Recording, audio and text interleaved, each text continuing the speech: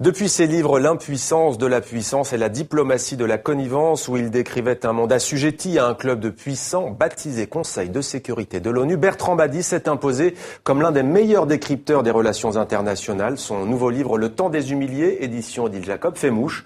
Une nouvelle fois, bonsoir Bertrand Badi, merci d'être avec nous. Vous êtes politologue, spécialiste des relations internationales, vous enseignez à Sciences Po Paris, vous êtes également chercheur associé au CERI, le Centre d'études et de recherche internationales. Alors Bertrand Badi, pour le grand public, soyons clairs, les relations internationales demeurent en principe celles de monstres froids, des États, des gouvernements, calculateurs, rationnels. Votre livre aujourd'hui nous dit au fond qu'il n'en est rien, le mythe tombe. Absolument. Et cette référence au monstre froid, elle était tout à fait fondée. Elle a bâti des siècles de relations internationales qui appartiennent à notre mémoire. Et c'est la raison pour laquelle on a tendance toujours à considérer les relations internationales comme une partie d'échecs, comme un jeu complexe entre oligarques du monde. C'est oublier trois éléments assez récents finalement de notre histoire. D'abord, la socialisation progressive de la vie internationale, c'est-à-dire que la vie internationale s'est rapprochée des sociétés et que les sociétés sont devenues même des acteurs de la vie internationale. Or, une société, dans son ampleur, dans sa complexité, n'a pas cette vision stratégique que l'on peut avoir lorsqu'on est prince ou chef d'État. Ensuite, la mondialisation. La mondialisation dont on parle tant et dont on ne sait pas trop ce que c'est généralement, mais c'est d'abord tout le monde, pour la première fois dans l'histoire de l'humanité, sur le même bateau, c'est-à-dire l'arrivée d'États, de peuples, de cultures, de civilisations avec lesquelles l'Occident n'avait pas l'habitude de traiter à part égale. Et puis, troisième élément, et ça c'est lié à la chute du mur, c'est cette déréglementation de la vie internationale. Il n'y a plus de règles du jeu évidentes depuis que le condominium de la bipolarité a disparu. Et donc la vie internationale, c'est une bataille permanente pour le statut.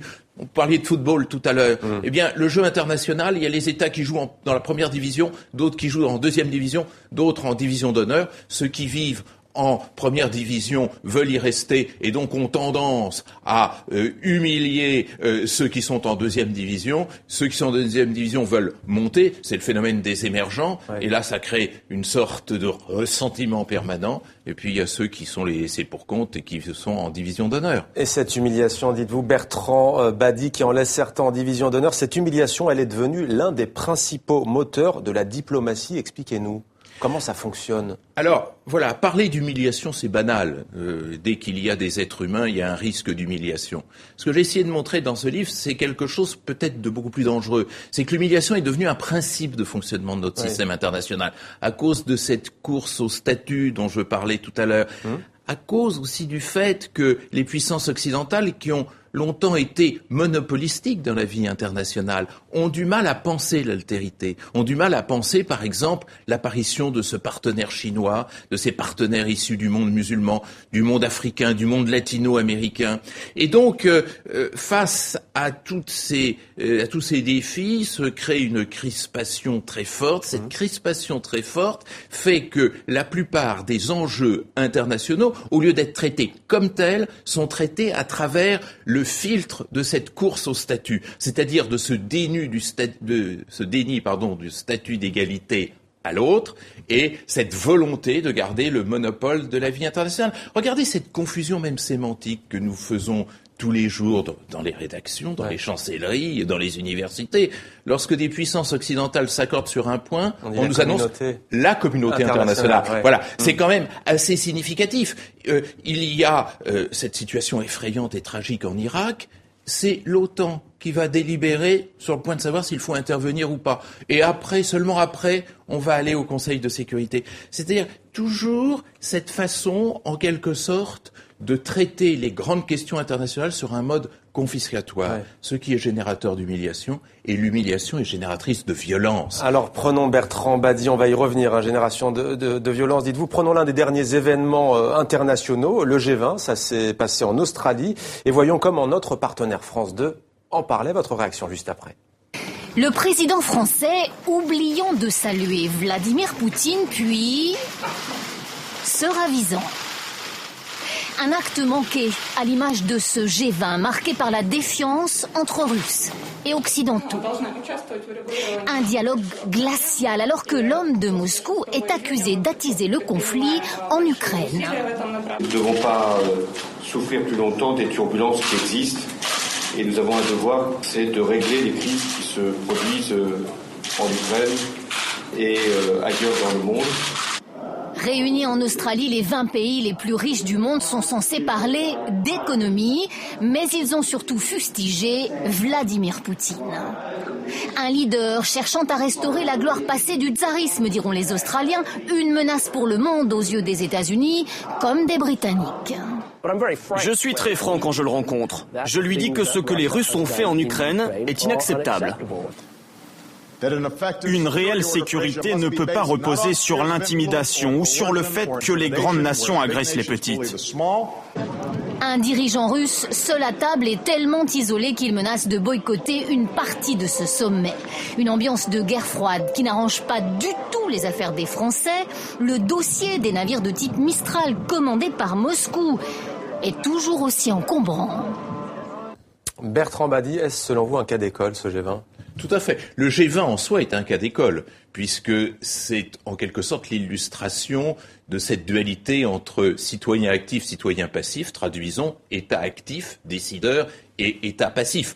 Bon, le G20, c'est 90% du PIB mondial, ouais. C'est 0,1% des souffrances mondiales. Est-ce qu'on peut régler les souffrances mondiales en l'absence des États qui en sont directement concernés ? C'est déjà une question. Mais le phénomène, la manière dont la Russie a été traitée depuis 1989 est extrêmement intéressante, c'est-à-dire la difficulté de définir un partenariat avec la puissance qui était la superpuissance du temps de la bipolarité, qui s'est trouvée exclue finalement de tout le jeu international qu'on a reconstruit à partir de 1989, qui a été perpétuellement placée devant le fait accompli. Et cette logique, elle a un aboutissement évident, c'est-à-dire quel va être le jeu de la diplomatie russe ? Rétablir sa puissance, rétablir son statut. Alors concrètement, l'annexion de la Crimée, Bertrand Badi, est-ce que c'est une réaction à cette diplomatie de l'humiliation que l'Occident mènerait face à la Russie ? C'est évidemment l'une des conséquences de cette incapacité de traiter l'altérité, de traiter le partenariat. C'est-à-dire, la Crimée, bon, il y a le rêve impérial, ce n'est pas faux, de la Russie qui demeure et qui s'est saisie d'une occasion pour mettre la main sur la Crimée. Ça, c'est l'aspect annexionniste tout à fait condamnable, bien entendu, de la diplomatie russe, mais il y a à côté de ça un constat, c'est-à-dire l'impossibilité de construire des négociations avec la Russie, le fait de choisir et de décider à sa place, qui mécaniquement conduit effectivement la Russie à considérer que montrer sa force et montrer sa puissance est l'objectif numéro un. D'autant que l'Occident oublie que la Russie a des arrières, il y a d'autres qui sont extérieurs au jeu international, qui sont tout prêts à lui tendre la main face à cette exclusion par le camp occidental. Je pense notamment à la Chine et aux pays d'Asie centrale. Et vous parlez d'ailleurs de diplomatie anti-système. Venons-en au danger, en tous les cas, de cette diplomatie de l'humiliation. Donc, de danger, la diplomatie anti-système, celle de la Russie, mais aussi la violence non maîtrisée, disiez-vous. Absolument.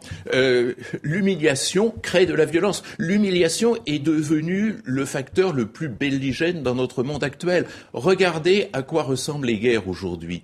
Pas du tout à celle d'hier. Hier, la guerre, c'était une compétition entre puissants. C'était les puissants qui se faisaient la guerre, un peu comme dans un tournoi. Aujourd'hui, la guerre a déserté le monde des forts et des riches. Elle s'installe dans le monde des pauvres et elle est systématiquement l'écho de cette absence de statut, cette fragilité de statut, ce défaut d'altérité dont je parlais tout à l'heure, et qui fait qu'effectivement, derrière le conflit du Sahel, derrière le conflit d'Afghanistan, derrière l'actuel conflit d'Irak, vous retrouvez ce dérèglement du jeu international causé justement par l'humiliation qui est devenue une sorte de symbolisation nouvelle de la puissance. Alors comment sortir de cette pathologie. Bertrand Bady, comment repenser les relations internationales? Selon vous, quelle alternative? Alors d'abord, il faut reconstruire la diplomatie. Je suis très étonné d'entendre très régulièrement que lorsque l'on émet des doutes sur le bien fondé d'une intervention militaire, on vous oppose que on ne veut rien faire. Entre la guerre et le rien, il n'y aurait plus de différence, en quelque sorte. Il n'y aurait plus d'étapes intermédiaires. Or, nous sommes dans un monde qui négocie très peu. On négocie sur le plan commercial, mais la négociation politique est quelque chose qui ne se fait plus, qui étonne. Lorsqu'on a repris les négociations avec l'Iran, c'était au grand étonnement et à la grande peur de tout le monde. On énumère tous ceux avec lesquels il ne faut pas négocier. J'ai été frappé d'entendre le pape François dire exactement le contraire, dire qu'il n'y a pas une relation humaine qui n'implique que la porte soit ouverte au dialogue. Dialoguer, ça ne veut pas dire approuver. Dialoguer, ça ne veut pas dire se soumettre. Dialoguer, ça veut dire essayer de comprendre les conditions d'une sortie de crise et ensuite de règlement de cette affaire. Moi, ce qui m'étonne, et après des dizaines d'années d'observation de la vie internationale, c'est cette marginalisation de la négociation, qui d'ailleurs a déjà frappé le XXe siècle. Rappelez-vous qu'on est sorti de la Première Guerre mondiale sans négociation, puisque l'Allemagne était absente à la négociation de la paix de Versailles, et on sait à quoi ça a amené, à quel revanchisme et à quelle épouvantable tragédie ça nous a conduit. À mesure que nous entrons dans cette modernité, nous nous éloignons de la négociation et de la conception de la diplomatie qui est celle qu'on nous enseignait dans les universités, qui me paraît très vraie, savoir gérer les séparations. Nous ne savons plus gérer les séparations. Nous avons peur de l'autre. Nous avons peur de négocier. Bertrand Bady, merci à vous d'avoir répondu à nos questions. Merci pour ce décryptage. Le temps des humiliés, pathologie des relations internationales. C'est chez Odile Jacob. Merci Bertrand Bady d'être venu sur le plateau de 64 minutes.